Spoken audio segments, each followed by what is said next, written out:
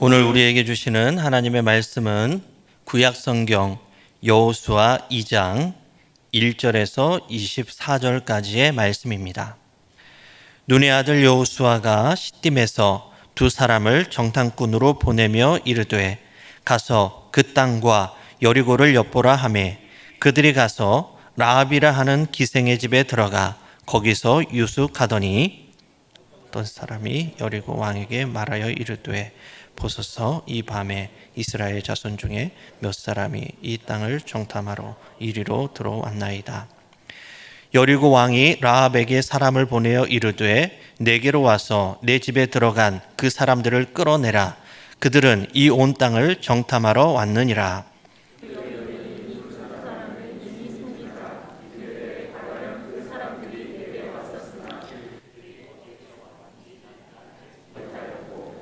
그 사람들이 어두워 성문을 닫을 때쯤 되어 나갔으니 어디로 갔는지 내가 알지 못하나 급히 따라가라. 그리하면 그들을 따라잡으리라 하였으나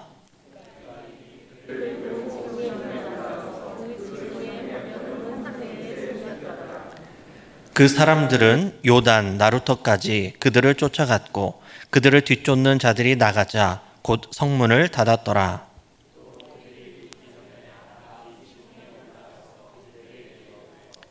말하되 여호와께서 이 땅을 너희에게 주신 줄을 내가 아노라. 우리가 너희를 심히 두려워하고 이 땅 주민들이 다 너희 앞에서 간담이 녹나니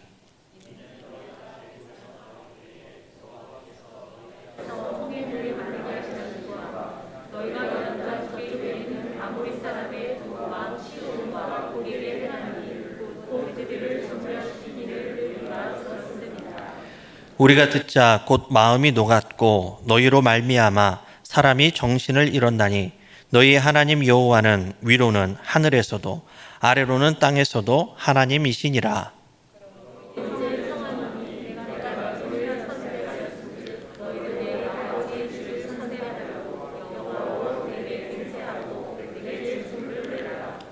그리고 나의 부모와 나의 남녀 형제와 그들에게 속한 모든 사람을 살려주어 우리 목숨을 죽음에서 건져내라.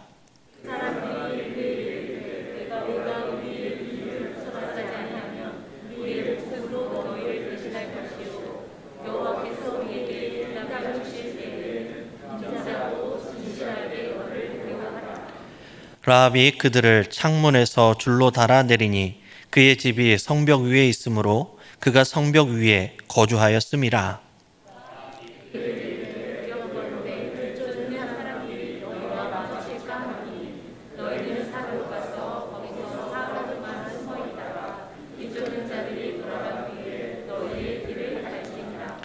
그 사람들이 그에게 이르되 내가 우리에게 서약하게 한 이 맹세에 대하여 우리가 허물이 없게 하리니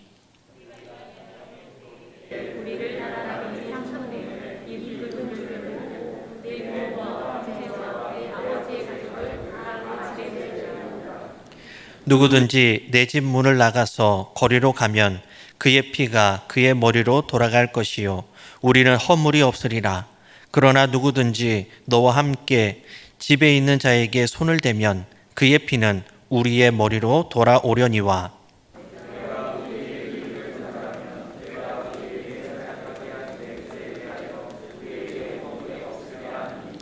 라합이 이르되 너희의 말대로 할 것이라 하고 그들을 보내어 가게 하고 붉은 줄을 창문에 매니라.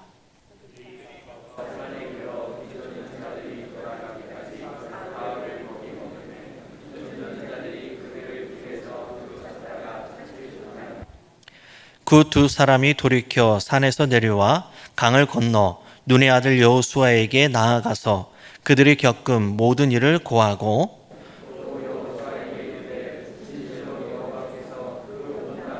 우리 손에 주셨으므로 그 땅의 모든 주민이 우리 앞에서 간담이 녹더이다 하더라. 아멘. 오늘은 여호수아서 강의 세 번째 시간으로 우리 지붕에 올라가서라는 제목으로 말씀을 전하겠습니다. 여호수아가 이끄는 이스라엘 백성들은 이제 시딤에 진을 쳤습니다. 그런데 이 시딤은 이스라엘 백성들에게는 좋은 기억이 장소는 아닙니다. 시딤은 이 모압 여인들의 유혹에 넘어가서 그들의 신까지 섬기는 사건이 발생했던 장소였습니다. 어찌 보면 이스라엘 백성들에게는 한번 실패했던 장소가 바로 시딤입니다. 그런데 이제 마지막으로 요단강을 건너기 위해서 최종 집결지가 되었는데 바로 그것이 한번 실패했던 장소인 시딤이 됩니다. 여호수아는 이 시딤에서 백성들에게 명령을 내리는데요. 우리 2장 1절 말씀을 다시 보시면은 눈의 아들 여호수아가 시딤에서 두 사람을 정탐꾼으로 보냅니다. 그리고 그들에게 가서 그 땅과 여리고를 엿보라라고 하고 그들이 가서 라합이라고 하는 기생의 집에 들어가서 그곳에서 유숙하게 됩니다. 이 여호수아는 이 두 명의 정탐꾼을 여리고로 보냅니다. 그런데 이 또한 여호수아에게는 쉬운 결정은 아니었을 겁니다. 왜냐하면 여호수아는 이 정탐꾼에 대한 트라우마가 있었을 겁니다. 이미 자신이 40여 년 전에 정탐꾼으로 그 땅에 들어간 적이 있었습니다. 12명의 정탐꾼이 갔었는데 그 중에 자신과 한 사람을 빼놓고는 나머지 10명과 대립을 하는 일이 있었습니다. 그리고 그 일의 결국은 40년이라는 광야 생활을 가져왔던 일, 그 일이 바로 이 정탐꾼이었습니다. 여호수아는 이 가나안 땅에 다시 정탐꾼을 보내야 하는 이 일을 아마도 신중하게 진행했을 것입니다. 또다시 40년 전과 같은 그러한 일이 반복되어서는 안 된다라는 염려도 있었을 것입니다. 하지만 그는 다시 한번 도전합니다. 지난날의 아픔이 생각나기도 했겠지만 담대한 마음으로 정탐꾼을 보냅니다. 근데 이번에는 딱 2명만 보냅니다. 아마도 이 정탐꾼 선발에 많은 공을 들였을 것입니다. 여리고의 사정이 어떠한지 잘 엿보고 오거라. 내가 예전에 정탐꾼 노릇을 해보니까 이러이러한 일을 조심해야겠더라 라면서 아마 자신의 경험도 들려줬을 것입니다. 그리고 이 2명을 파송하는 마음으로 기도하면서 보내지 않았을까 생각도 해봅니다. 여리고에 들어간 이 2명의 정탐꾼은 기생 라합의 집을 은신처로 삼습니다. 자, 왜 기생의 집이었을까요? 왜 이 라합의 집을 이들이 선택했을까요? 아마도 이 은닉성을 최대한 활용하기 위해서였을 겁니다. 율락가에 있었던 이 라합의 집은 다양한 사람들이 주변에 드나들었을 것입니다. 그리고 서로 낯선 사람을 이상하게 생각하지 않았을 것입니다. 이러한 곳에 드나드는 사람들의 특성은 자신을 은닉하고 은폐하기를, 그리고 또 은밀하게 다니기를 원했을 겁니다.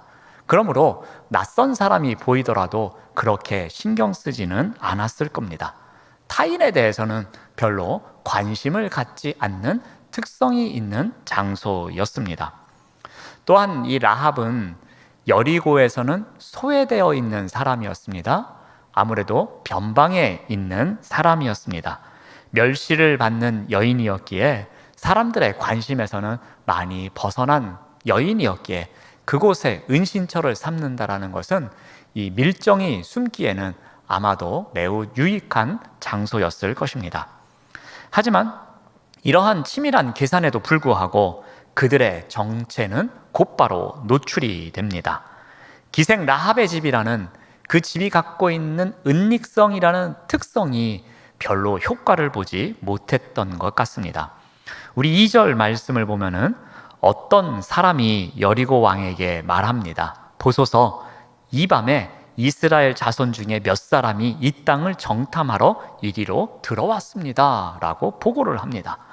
어떤 사람이 이 생소한 외지인들을 인지한 것 같습니다. 어떻게 인지했는지는 모르지만 아마도 여리고성에 사는 사람들이 이제 가까이에 이스라엘 사람들이 왔다라는 소문을 듣고서 왠지 옷이나 태도가 좀 이상한 사람을 수상하게 여겼던 것 같습니다. 오늘 본문은 이러한 상황 가운데에서 정탐꾼이 나오고요. 그리고 정탐꾼을 잡으려고 하는 군인들이 나옵니다. 그리고 그 정탐꾼을 숨겨주려고 하는 여인 라합이 나옵니다. 이들 사이에 벌어지는 이야기로 구성이 되어 있습니다. 그런데 이 이야기를 이끌어가는 데는 매우 중요한 모티프가 하나 있습니다. 바로 지붕이라는 공간적 배경입니다. 라합이 지붕에 올라가서 펼치는 다양한 대화 속에 중요한 사건이 전개되고 있습니다. 자, 그러면 라합이 지붕에 올라가서 무슨 일을 했는지를 한번 살펴보고자 합니다. 자, 먼저 라합이 지붕에 올라가서 두 정탐꾼을 숨깁니다. 이 고발자의 정보를 수집한 이 여리고 왕은 즉시 라합의 집으로 군사를 보냅니다. 그런데 보내진 군사들이 좀 이상합니다.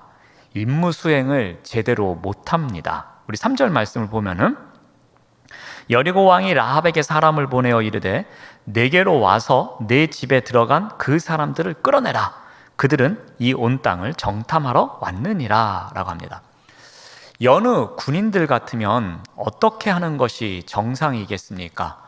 가서 라합에게 이야기를 하는 것이 아니라 먼저 문을 확 열고 들어가서 여기저기 수색을 하는 것이 먼저입니다. 그러면서 그 집주인을 좀 겁박을 주는 것이 정상입니다. 그렇게 했더라면 이 군인들은 이 두 명의 정탐꾼을 찾아낼 수 있었을 겁니다. 근데 그들은 라합의 집으로 들어가질 않습니다. 수색을 먼저 하지 않고 라합에게 이야기를 합니다. 여기 이스라엘 사람들이 왔다고 이야기를 들었는데 우리에게 빨리 인수인계해 라는 식으로 곱게 타이르고 있는 것입니다. 아마도 이것은 왕께서 내린 명령이기에 이 명령을 내가 지키지 않으면 만약에 문제가 있으면 너는 죽음을 당할 것이다 라는 보이지 않는 압박이 담겨져 있는 표현일 것입니다. 그런데 이 라합은 왕의 명령을 거역합니다. 라합은 이미 두 명의 정탐꾼을 숨겨둔 상태였습니다. 우리 6절 말씀을 보시면은 그가 이미 그들을 이끌고 지붕에 올라가서 그 지붕에 버려놓은 3대에 숨겼더라. 라합은 군인들이 집안을 수색할 것을 미리 예측했던 것 같습니다. 그래서 지붕의 3대 속에 숨겼다고 합니다. 당시 가옥 구조는 이 지붕이 평평한 옥상을 갖고 있었습니다. 그러다 보니 그 옥상에는 당연히 햇볕이 잘 들겠죠. 그래서 그 지붕 위에 있는 옥상을 사용하는 활용법은 곡식을 말린다든지 아니면 어떠한 것을 저장하는 용도로 쓰였다고 합니다. 이 3대는 옥감 재료인 배실을 만드는 재료였습니다. 그래서 당시에 대략 한 1m 정도의 길이로 잘라서 이 지붕 위에서 말렸다고 합니다. 자, 그런데 라합은 여기서 거짓말을 합니다. 아주 태연하게 이 지붕 위에 올라가서 숨겨놓고도 그렇게 하지 않았다라고 이야기를 합니다. 우리 4절에서 5절 말씀을 보시면은 그 여인이 그 두 사람을 이미 숨긴지라 그러면서 하는 말이 그들이 어디에서 왔는지 나는 알지 못하였고 어디로 갔는지 내가 알지 못합니다 라고 합니다. 그러면서 그 사람들이 내게 왔었습니다 라고 말합니다. 라합의 대답을 보면 이 여인이 매우 지혜롭다라는 것을 알 수 있습니다. 만일 라합이 그런 사람들 여기 오지 않았어요 라고 했으면 이 군인들이 믿지 않았을 겁니다. 그런데 라합은 어떻게 합니까? 의심을 받지 않기 위해서 그런 사람들 왔었습니다. 그런데 지금은 없습니다 라고 말하는 겁니다. 분명히 그들이 왔었는데 나는 어디에서 온 사람인지도 잘 모르고 그리고 지금은 어디로 갔는지 저는 알지 못합니다 라고 아주 태연스럽게 대답을 합니다. 라합의 답변은 전혀 거짓말처럼 들리지 않았을 겁니다. 그리고 정탐꾼들은 한 곳에 오래 머무르지 않기 때문에 분명히 빨리 이동을 했을 거다라는 추측도 했을 겁니다. 오히려 이곳을 온 군사들은 우리가 한 발 늦었으니 빨리 그를 추적하자라는 마음도 가졌을 것입니다. 첫 번째 단락에서 이 옥상에서, 이 지붕 위에서 일어난 일은 이런 것이었습니다. 누군가 정탐꾼을 고발했습니다. 그리고 정탐꾼을 잡으려는 여리고의 군인들이 라합의 집으로 달려왔습니다. 그러나 라합은 정탐꾼들을 숨겨줍니다. 라합은 목숨을 걸고 지붕에 올라가서 정탐꾼들을 숨겨줍니다. 그러면서 새로운 역사의 시작을 알립니다. 여리고의 변방에 있는 별 볼품없는 소외된 한 여인의 집에서 그 여인이 옥상에 올라가서 정탐꾼들을 숨겨줌으로 말미암아 이스라엘의 역사가 새롭게 시작됩니다. 그 역사의 시작에 이 여인이 있었던 것입니다.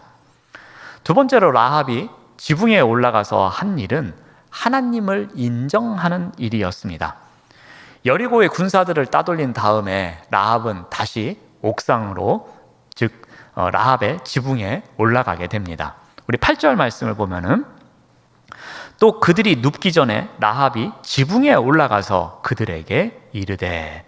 자, 라합은 수색하러 온 군인들에게 거짓말까지 하면서 그들을 따돌린 이유를 말해야 했던 것 같습니다. 내가 왜 정치적으로, 종교적으로 당신들에게 망명을 하는지 그 이유를 정확하게 짚어야만 했습니다. 근데 이 과정이 마치 믿음을 갖게 된 과정과 흡사합니다. 자, 먼저 라합이 이야기하기를 내가 소식을 들었다라고 이야기를 합니다. 우리 2장 10절 말씀을 보면은 끝부분만 보시면 우리가 들었습니다라고 이야기를 합니다. 라합은 여호와께서 이스라엘 백성을 통해서 무슨 일을 했는지를 들었다라는 것입니다. 그들을 데리고 홍해를 건너게 해주시고 또 요단 땅 동편 땅에서는 어떠한 일을 했는지, 그 땅을 어떻게 정복했는지 나는 다 들었다고 이 라합이 고백하고 있습니다. 이렇게 들었다고 이야기하고 난 다음에 어떻게 합니까? 나도 그것을 안다라고 이야기를 합니다. 듣고 들은 것 중에서 깨달음이 있다고 합니다. 라합을 비롯해서 그 지방에 있는 가나안의 많은 족속들의 사람들이 이 이야기를 들은 것 같습니다. 그런데 라합은 그 들음이 들음으로 끝나지 않았습니다. 라합은 들음을 통해서 깨닫는 것이 있었습니다. 우리 9절 말씀을 봅니다. 말하되 여호와께서 이 땅을 너희에게 주신 줄을 내가 아노라 라고 말합니다. 라합은 이 땅을 여호와께서 이스라엘에게 주실 것을 알고 있었다라고 고백합니다. 주위의 모든 나라 사람들은, 또 여리고에 있는 사람들은 이스라엘 백성들의 출애굽 사건을 들었습니다. 그러면서 간담이 녹을 정도로 놀라고 당황스러워하고 어떻게 하지라고 염려 속에 살았습니다. 하지만 그들은 그것을 통해서 깨닫는 것은 없었습니다. 듣기는 했지만 알지 못했다라는 것입니다. 그런데 라합은 어떻습니까? 그들이 지금까지 살아온 역사 이야기를 들었습니다. 그런데 그 들음으로 끝나지 않고 그 들음 가운데 깨달은 것이 있었다라는 겁니다. 무엇입니까? 하나님께서 이 땅을 이스라엘 백성들에게 준다는 사실입니다. 그 사실을 누가 이야기해 주지 않았을 텐데 라합은 그 사실을 깨달았다라고 성경은 기록합니다. 이제 들었고요. 그 들은 사실을 통해서 무엇인가를 깨달았습니다. 그 다음 과정이 무엇입니까? 바로 시인하는 겁니다. 고백하는 과정입니다. 자, 라합이 어떻게 합니까? 이 역사를 주관하신 분이 하나님이심을 고백하는 자리로 나아갑니다. 우리 11절 말씀을 봅니다. 우리가 듣자 곧 마음이 녹았고 너희로 말미암아 사람이 정신을 잃었나니 너희의 하나님 여호와는 위로는 하늘에서도 아래는 땅에서도 한 분이신 하나님이시다 라면서 고백을 합니다. 라합은 하늘과 땅에 여호와 같은 신이 없다고 인정을 합니다. 하나님의 존재를 시인하고 있습니다. 그러한 자신의 믿음을 고백하는 자리로 나아간 것입니다. 자신의 신앙을 고백하고 있습니다. 자, 라합은 지붕에 올라가서 정탐꾼에게 종교적 망명에 대한 그 결단의 과정을 이야기하고 있습니다. 라합은 하나님에 대해서 들었고 그 하나님을 알았고 그 하나님을 시인하는 자리로 나아갑니다. 그 과정을 통해서 참된 신이 누구인지 고백하고 있습니다. 라합은 지붕에 올라가서 피할 수 없는 심판이 밀려오는 그 순간에 생명을 얻고자 하는 기회를 움켜쥐고 있는 것입니다. 자, 라합이 이제 세 번째로 지붕에 올라가서 무슨 일을 했느냐 하면은 이제는 이 정탐꾼들과 협상을 합니다. 라합은 이스라엘의 하나님 여호와가 이끄는 나라를 여리고가 이길 수 없음을 알았습니다. 이미 이스라엘의 승리를 예측하고 있었습니다. 그래서 라합은 지붕에 올라가서 그 승리의 날에 자신과 가족의 목숨을 지켜줄 것을 협상하고 있습니다. 우리 12절 말씀을 봅니다.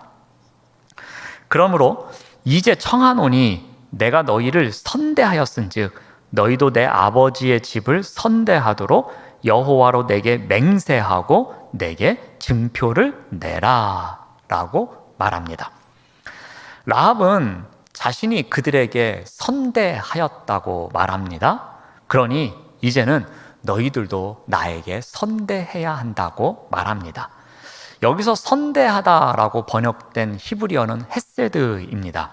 이 헤세드는 하나님의 성품으로 자주 사용되는 표현인데요.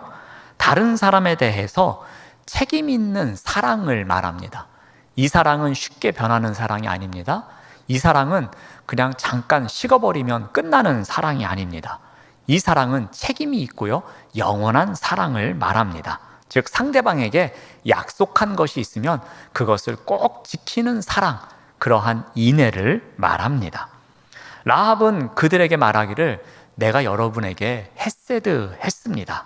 그러니 나에게도 헤세드를 주십시오. 그에 대해서 여러분들의 말로 맹세를 하고 저에게 증표를 주십시오라고 말을 합니다. 이 증표를 달라는 것은 진실의 표식을 달라는 이야기입니다. 그들이 말로 맹세한 내용을 뭔가 보증할 수 있는 표를 보여달라는 이야기입니다. 이 두 정탐꾼은 라합의 요구대로 맹세합니다. 우리 14절 말씀을 보시면은 우리의 목숨으로 너희를 대신할 것이다. 여호와께서 우리에게 이 땅을 주실 때에는 반드시 인자하고 진실하게 너를 선대하겠다라고 이들이 맹세하고 있습니다. 두 정탐꾼은 라합에게 가장 중요한 약속을 합니다.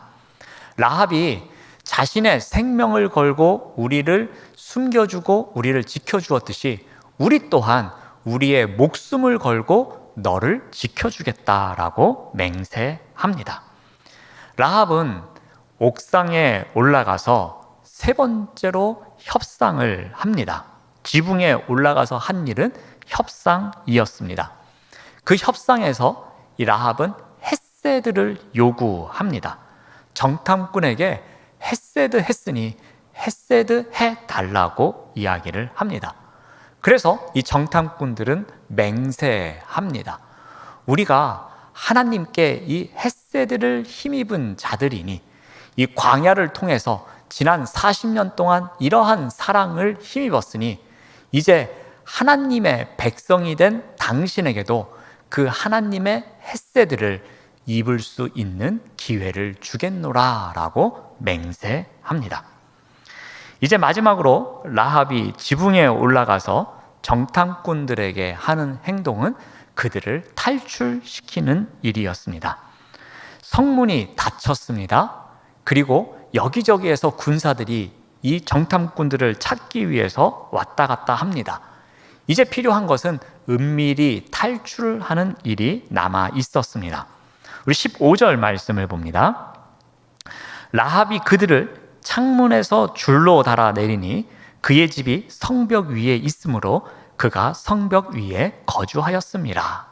자, 라합의 집이 성벽 위에 있다고 합니다. 여리고 성은 학자들이 이야기하기로는 이중 성벽으로 쌓여 있는 요새다고 이야기합니다.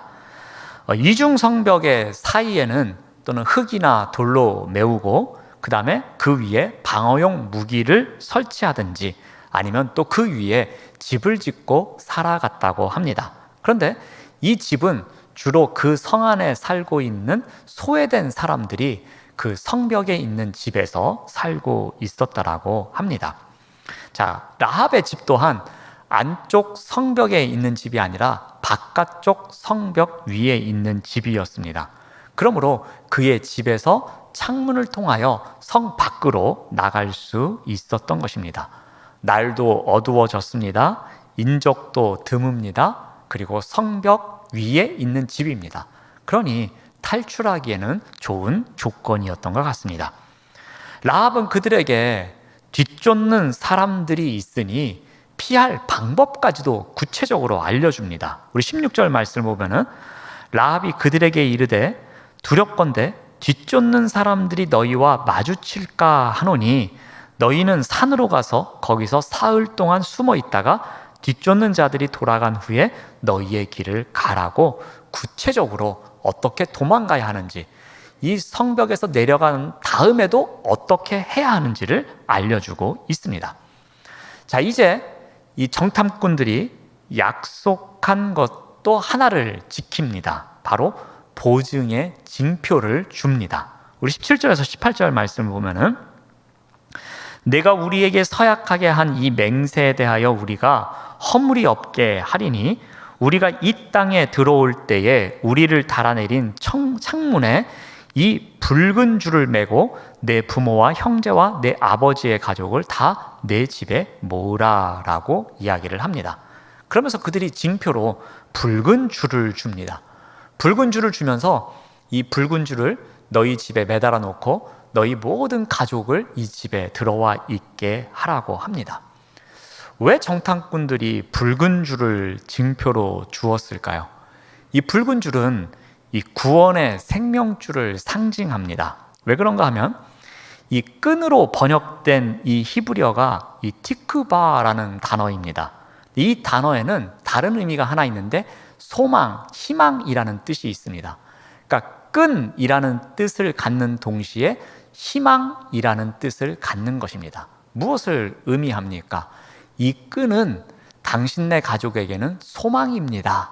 당신네 가족이 이 집에 모여 있으면 이 끈은 당신네 가족을 구원한다라는 소망의 상징이 됩니다라는 의미를 갖고 있는 것입니다. 그래서 이 줄을 징표로 준 것입니다. 그런데 하필 색깔이 붉은색입니다. 왜 붉은색일까라는 것에 대해서 학자들의 의견이 분분한데요. 그 중에는 보편적인 해석이 있어서 한 가지 소개를 합니다. 이 출애굽 시에 이 6월절에 하나님께서는 이스라엘 백성들에게 양의 피를 좌우 문설주와 문 임방에 바를 것을 요구하셨습니다. 이 붉은 피는 어떠한 역할을 했죠? 여호와의 사자가 출동하는 그날에 붉은 피가 발라진 집은 그냥 넘어가는 일이 있었습니다. 똑같은 원리입니다. 정탐꾼들이 요구한 이 붉은 줄을 매단 이 집은 이스라엘 군사들이 나중에 공격을 해왔을 때 그 집은 그냥 지나친다는 의미를 갖고 있는 것입니다. 그러므로 이 붉은 줄은 생명을 지켜주는 역할을 하고 있는 것입니다. 이 정탐꾼들은 이 붉은 줄로 표식이 된 그 집의 안전을 보장한 것입니다. 그런데 예외 조항을 이야기합니다. 19절에 보면은 누구든지 내 집 문을 나가서 거리로 가면 그의 피가 그의 머리로 돌아갈 것이다 라고 이야기를 합니다. 그러니까 집 밖으로 나가면 의미가 없다고 말하는 것입니다. 또 하나, 만약에 라합이 배신을 한다면 이 또한 문제가 된다고 말합니다. 우리 20절 말씀을 보면은 내가 우리의 이 일을 누설하면 내가 우리에게 서약하게 한 맹세에 대하여 우리에게 허물이 없다고 그들이 말합니다. 라합은 마지막으로 그들 앞에서 다시 한번 이 한 맹세에 대해서 충실하겠다고 약속을 합니다. 그래서 21절 앞부분을 보시면 라합이 이르되 너희의 말대로 할 것이다 라고 말합니다. 자, 라합이 두 정탐꾼을 이제 보냈습니다. 그리고 가장 먼저 한 일이 매우 의미가 있습니다. 우리 21절 말씀을 계속 보시면 그들을 보내어 가게 하고 붉은 줄을 창문에 매니라 라고 성경은 기록합니다. 라합은 그들을 보냈습니다. 그러자마자 무슨 일을 했냐면 붉은 줄을 창문에다 매답니다. 여러분 한번 생각해 보십시오. 정탐꾼이 나갔습니다. 그리고 산에 가서 사흘 동안 숨어 있습니다. 그리고 요단강을 건너갑니다. 그러면 아무리 시간이 안 걸려도 사흘이나 나흘이 소요될 것입니다. 그리고 그곳에 가서 정탐꾼이 정보를 이야기하고 그래서 어떻게 공격을 할까 작전을 세우고 그러면 다시 또 요단강을 건너오려면 또 며칠의 시간이 걸립니다. 그러므로 이스라엘 백성들이 공격을 해온다는 소식을 들을 때에 붉은 줄을 메어도 전혀 문제가 없습니다. 근데 라합은 어떻게 합니까? 그들이 나가자마자 붉은 줄을 맵니다.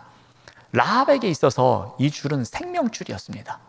라합에게 있어서 이 줄은 구원을 상징하는 줄이었습니다.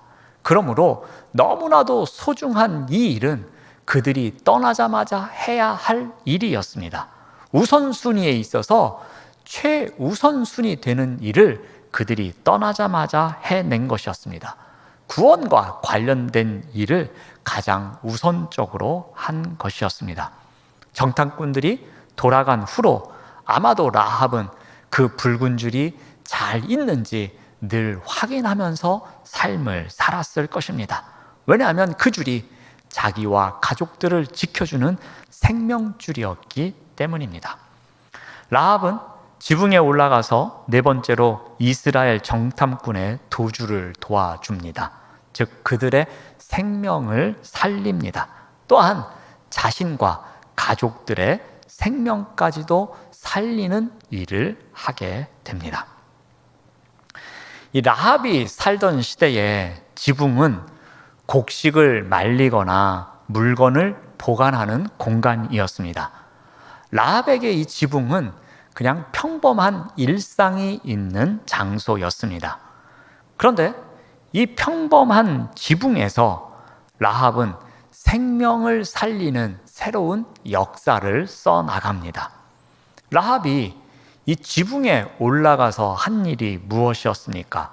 첫 번째로 라합은 지붕에 올라가서 자신의 목숨을 걸고 정탐꾼들의 생명을 살립니다.